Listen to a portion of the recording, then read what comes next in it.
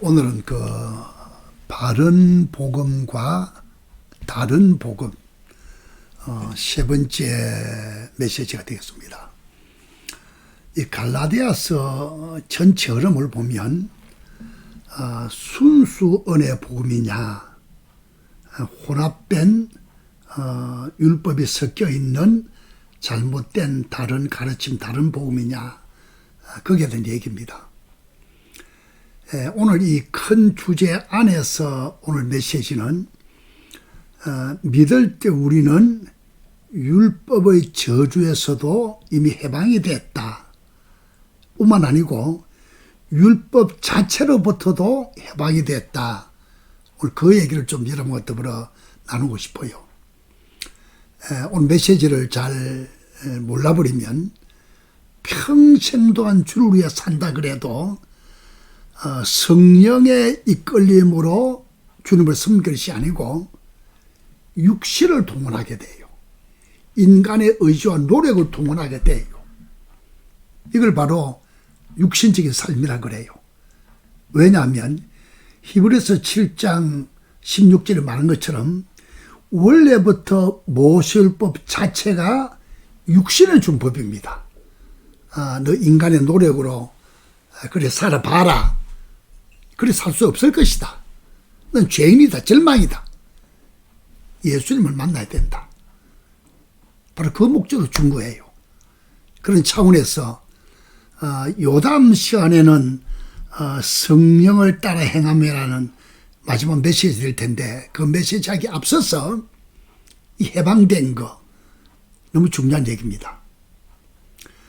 원래 율법 자체는 신명기 27장 26절에 말한 것처럼 율법을 어긴 자는 다시 말하면 100% 행하지 아니하면 저주를 받는다 그랬어요.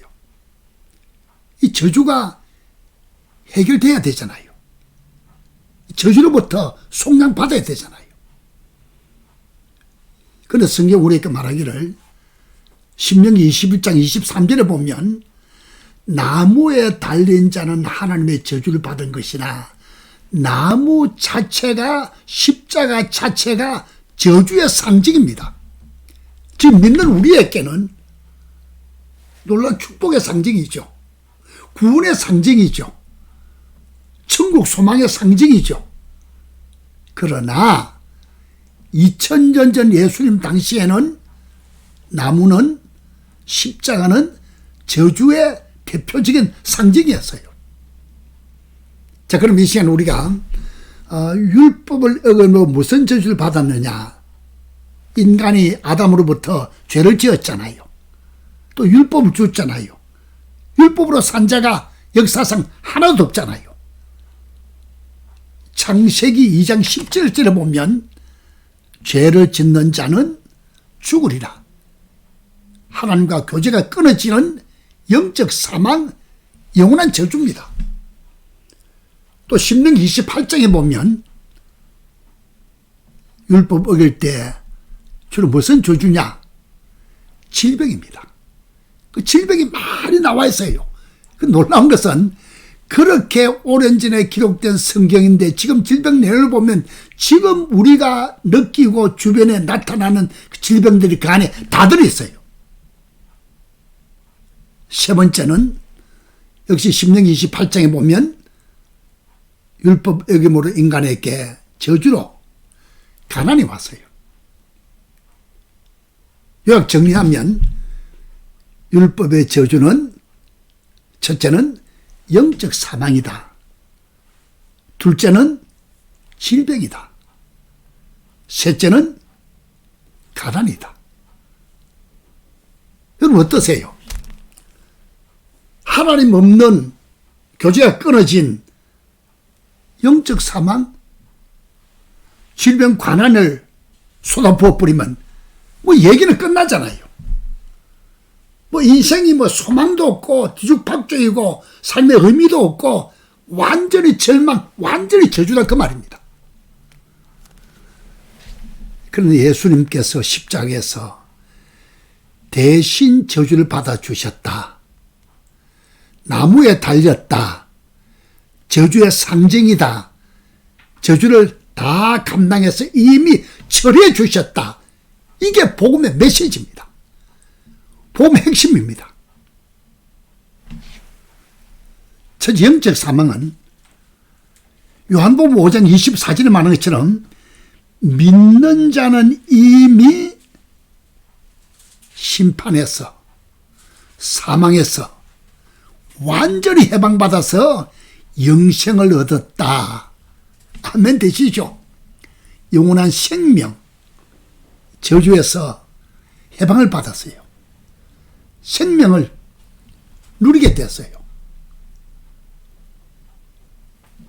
그리고 또한 우리에게는 질병도 이미 다 치료가 십자가에서 치료가 해결되었어요. 베드로전서 2장 24절에 말한 것처럼 채찍에 맞음으로 나음을 얻었다. 또 가난의 문제, 고린도후서 8장 9절에 말한 것처럼 예수님이 친히 가난하게 되신 우리를 가난에서 해방시켜서 부요케 만들었다. 이 부요란 말은 빌립보서 4장 19절이 얘기하는 것처럼 full supplies, 주님께서 필요한 것을 다 채워주시는 상태를 부요라 그래요.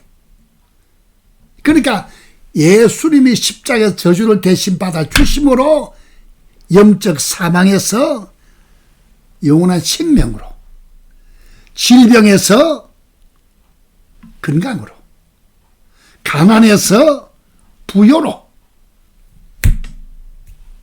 해방받았어요. 저주가 없어요. 완전히 없어졌어요. 믿는 자에게는 축복값이 없어요.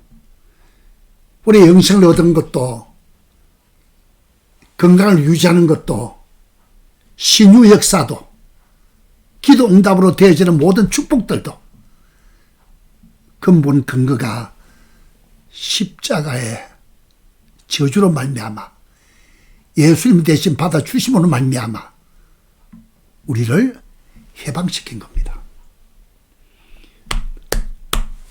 율법의 저주에서 해방됐다. 또 그뿐일까요? 율법 자체도 해방을 받았어요.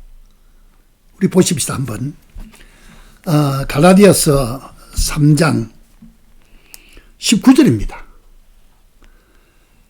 그런즉 율법이 무엇이냐? 범법함으로 더해진 것이라 천사들을 통하여 한 중보자의 손으로 베푸신 것인데, 그 다음 중요합니다. 약속하신 자손이 오시기까지 있을 것이라. 여러분 잘 보세요. 율법은 언제까지냐? 그리스도 예수까지입니다. 이걸 요약하게 되면 모든 모세 율법들은 그리스도 예수까지 역사적으로 2000년 전에 십자가 사건이 있을 때까지만 작동을 해요. 개인적으로는 믿을 때까지, 예수를 영접할 때까지만 율법 아래 있어요. 예수 십자가 사건 때문에 믿고 구원받는 순간에 율법에서 완전히 해방됐어요. 자유케 됐어요. 이걸 몰라버리면 아까 말한 것처럼 육신의 힘으로, 사람의 열심으로 주님을 열심히 섬기게 될 텐데, 주님께서 그런 것을 받지도 아니하시고, 바울이 말한 것처럼 하나님의 열심을 주님께서 받으시는데, 하나님의 열심은 성령으로 되어지는 것이라만 하나님께서 받으신다, 그 말입니다. 이 문제에 대한 확신이 필요합니다. 믿고 신하고 고백하게 되면 이걸 누리게 돼요. 그럼 정리해 볼까요? 율법에서 그러면 해방됐단 말은 그 무법천지냐? 그래 아무거나 살아도 좋단 말이냐? 뭐 삶의 뭐 영적인 윤리 도덕적인 기준도 없이 지멋대로 산단 말이냐? 노노노노, 그 말이 아닙니다. 하나님 우리에게 더 높은, 더 수준 높은 영적인 윤리 도덕적인 삶을 우리에게 요구합니다. 성경에 그 말이 있어요. 여러분 혹시 그동안 신앙생활 하면서 그리스도의 율법이란 단어를 들어본 적 있나요? 내 집회를 다녀보면, 개인적으로 물어보면 아는 사람 별로 없어요. 그 성경 그 말 있습니다. 한번 찾아볼까요? 고린도전서 9장 21절입니다. 같이 보십시다. 고린도전서 9장 21절. 율법 없는 자에게는 내가 하나님께는 율법 없는 자가 아니요 도리어 그리스도의 율법, 아멘 되시오. 그리스도의 율법 아래 있는 자이나 율법 없는 자와 같이 된 것은 율법 없는 자를 얻고자 한다. 다 설명 안 드릴게요. 믿는 자에게는 그리스도의 율법이 있어요. 모세 율법은 끝이 났고 더 수준 높은, 더 엄격한 그리스도의 율법입니다. 한 가지 예를 들어볼게요. 모세 율법은 행위의 법이기 때문에 사람을 죽여야 살인입니다. 이 그리스도 율법은 대표적인 것이 산상수훈 아닙니까? 미워만 해도 살인이라 그랬어요. 이 구원받은 성도는 미워만 해도 살인입니다. 주님 그렇게 말씀하셨어요. 살인자는 지옥 간다 그랬어요. 지옥불이 간다 그랬잖아요. 그래 염려하지 않을 것은 미워했을 때 살인이지만은 지옥불에 가는 문제는 십자가로 이미 처리해버렸습니다. 죄삼 이루어졌잖아요. 구속했잖아요. 속량 받았잖아요. 그런 문제는 없어요. 그러나 주님께서 원하시는 수준은 미워하지도 않을 정도의 높은 수준의 삶을 요구하고 있단 말입니다. 이게 그리스도의 율법이라 그래요. 어떻게 그 수준에 살 수 있겠느냐. 모세율법은 하라 그래놓고는 할 힘을 공급 안 해요. 정죄해요. 절망으로 몰고 가요.